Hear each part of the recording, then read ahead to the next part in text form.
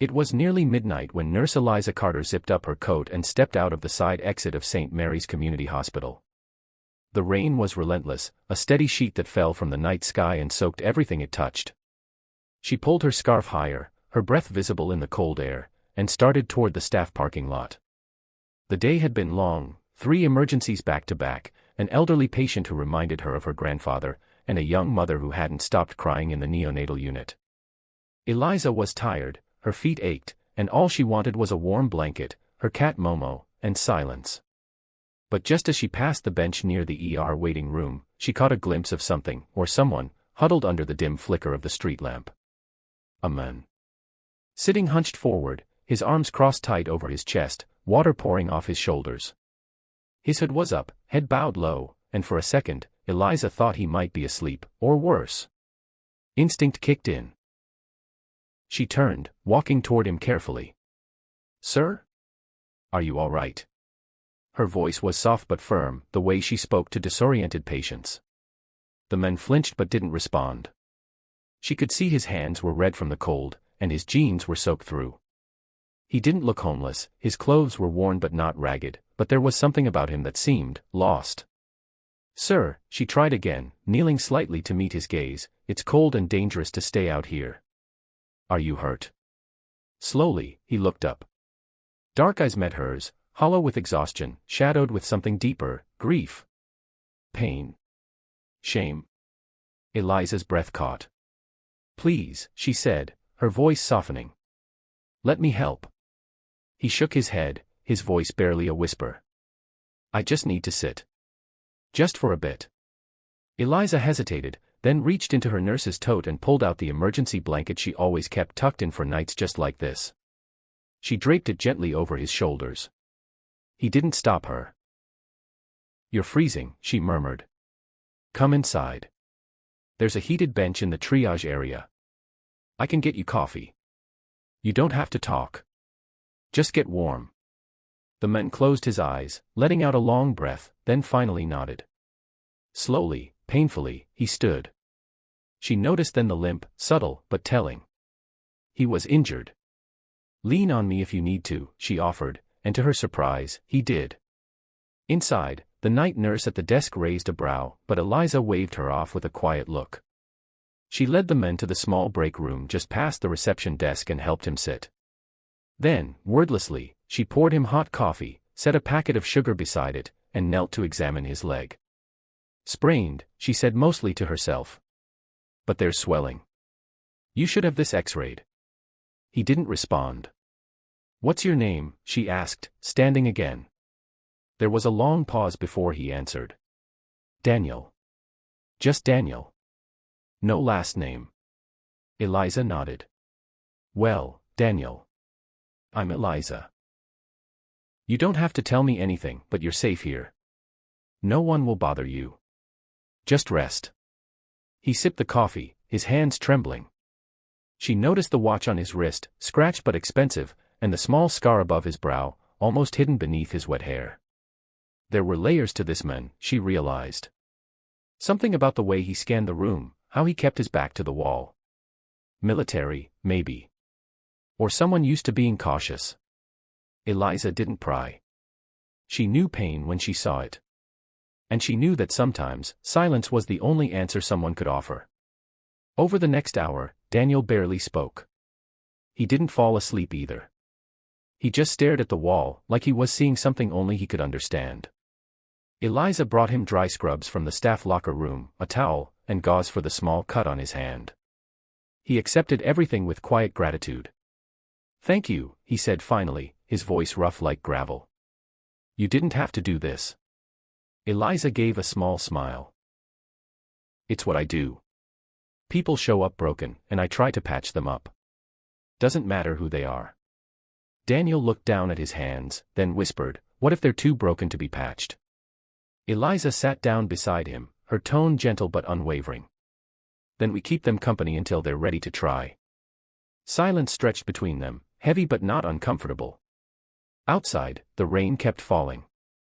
Eliza offered him the staff cot to rest for the night. He protested at first but relented when his body nearly buckled trying to stand. She left him with a blanket, closing the door quietly behind her. She didn't ask for his story. Not yet. But in her heart, she felt it, whoever Daniel was, he wasn't just a stranger on a rainy night. There was something about him. Something familiar. Something sad. And though she didn't know it yet, helping him would change her life forever. The next morning, Daniel was gone. No note. No sign. Just the folded blanket, the empty coffee cup, and the faint scent of the rain still clinging to the room. Eliza frowned, disappointment curling in her chest. She asked around, but no one had seen him leave. Part of her wondered if she had imagined him. But she knew she hadn't. A week passed. Then 2. Life returned to normal, patience, shifts, endless paperwork. But Eliza found herself thinking of him more often than she wanted to admit. She didn't know why. Just that his eyes had haunted her. 3 weeks later, she was grocery shopping when she saw him again. Clean-shaven. In a tailored black suit. Stepping out of a luxury car. Cameras flashing. People calling his name. And then she saw it, on the billboard above the market. Daniel Hale, CEO of Hale Tech. The billionaire behind the vision. Her heart nearly stopped. That man, the one she helped in the rain, who said he had nothing, was one of the richest men in the country. And he was looking right at her. Their eyes locked. Recognition flickered in his gaze. Then, he smiled. But before she could say anything, he was ushered away by a sea of bodyguards and flashing lights. Eliza stood frozen in place, her mind racing. Who was this man? Why hadn't he told her? Why had he come to the hospital in the first place, hiding under the rain? And what did it mean, that she had felt more connected to him in one quiet night than anyone she had ever known? Whatever the truth was, Eliza knew this wasn't over.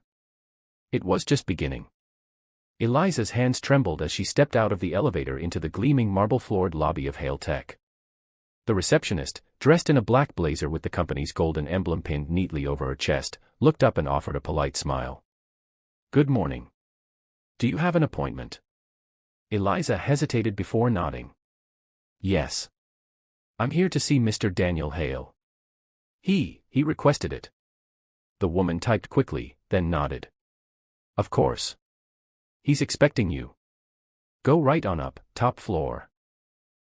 The ride up was quiet. Too quiet. The elevator moved slowly, and Eliza tried not to fidget. Her nurse's uniform felt out of place here, in a tower built of steel and power and people who wore money like skin. But she hadn't changed since her shift ended. She hadn't had time. Daniel's email had come in the early hours of the morning, just a sentence, "I owe you more than thanks. Please meet me today." There was no context, but the moment she saw it, something in her heart pulled her toward it. She didn't know what to expect. Closure, maybe. Or answers. Or simply the chance to understand who he really was beneath the rain-soaked silence and worn-down sorrow. The elevator doors opened to a room bathed in sunlight. It was all glass and sleek furniture and clean, minimal design. But it wasn't the office that made her pause, it was Daniel, standing by the window, his back to her. He turned as she entered, and their eyes met again. This time, neither of them looked away. "Eliza," he said softly. His voice was calmer now. Steadier.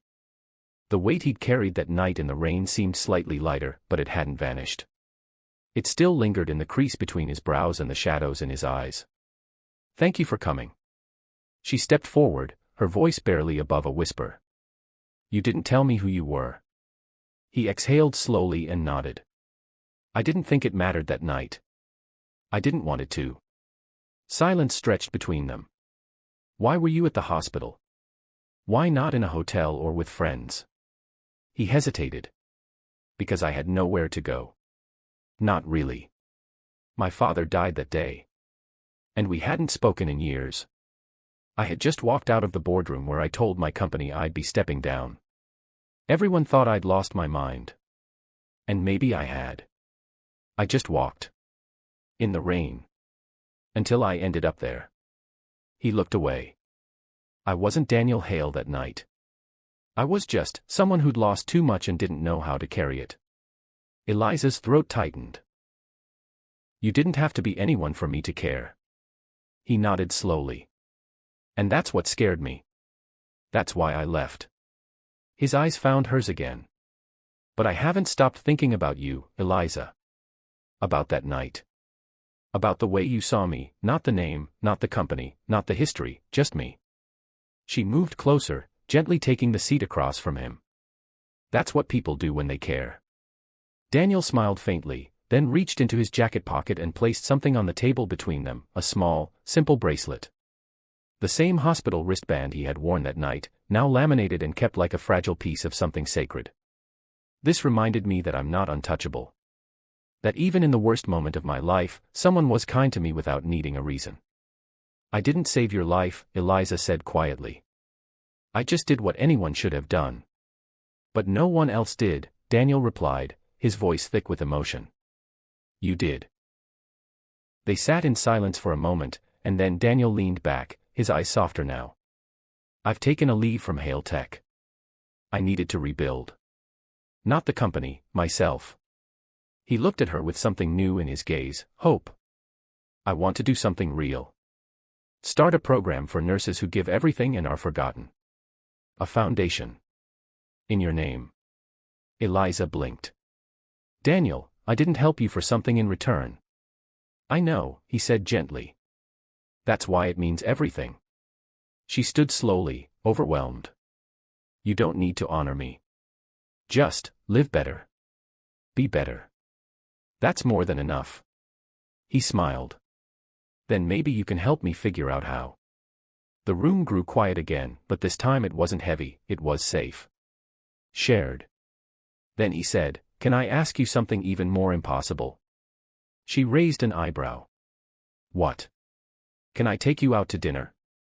Not as Daniel Hale, the CEO. But as Daniel, the man who hasn't stopped thinking about the woman who saved him. Eliza laughed softly, the sound warm and uncertain and full of the kind of disbelief that only happens when life turns pages you didn't know were written. Only if you promise not to show up in a limousine. I swear, he said. I'll even bring my umbrella this time. They left the building together that day. The rain had started again, soft and steady, tapping gently on the glass above the revolving doors. Daniel paused, then reached into his coat and pulled out a small, blue umbrella. I came prepared, he said with a grin. Eliza looked up at the sky, then at him. Some things are better felt, she replied, stepping out into the rain without it. Daniel hesitated, then followed, letting the water fall over them both.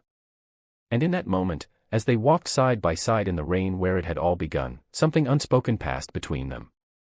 A knowing. A beginning.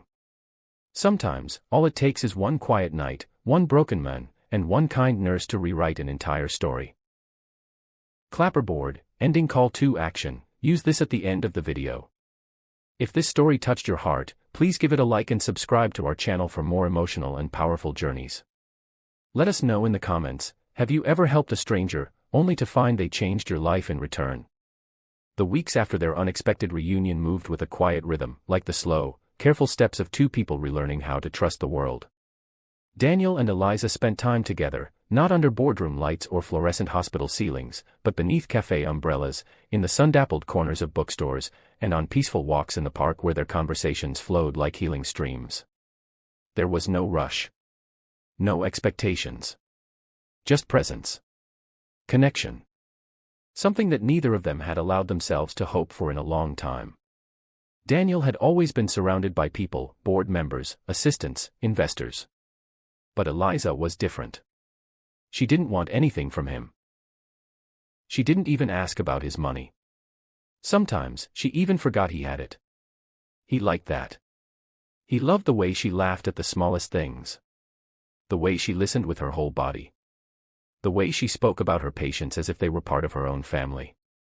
He told her stories of his childhood, how his mother used to dance barefoot in the rain with him before she passed away.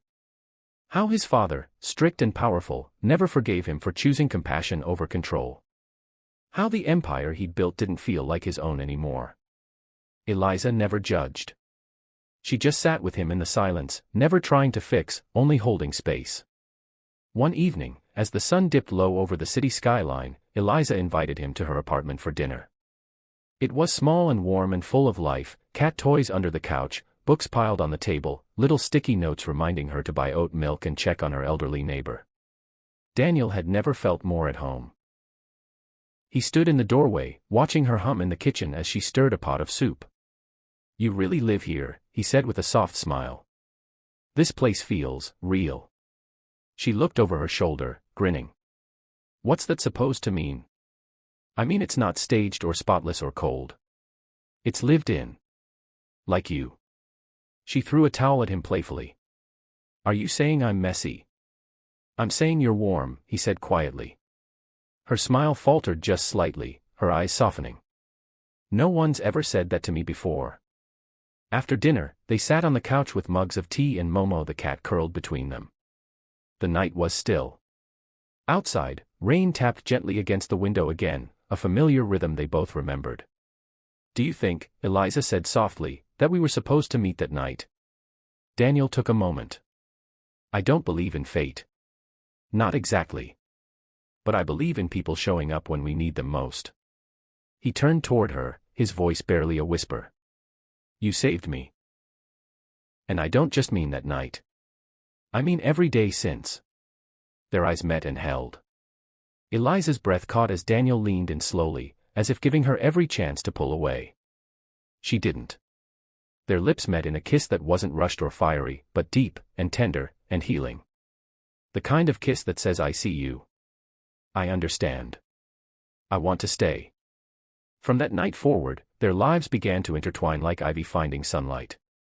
Eliza helped Daniel meet with trauma counselors. He took steps toward closure with his past. He slowly stepped back into Hale Tech, but not as the man he used to be.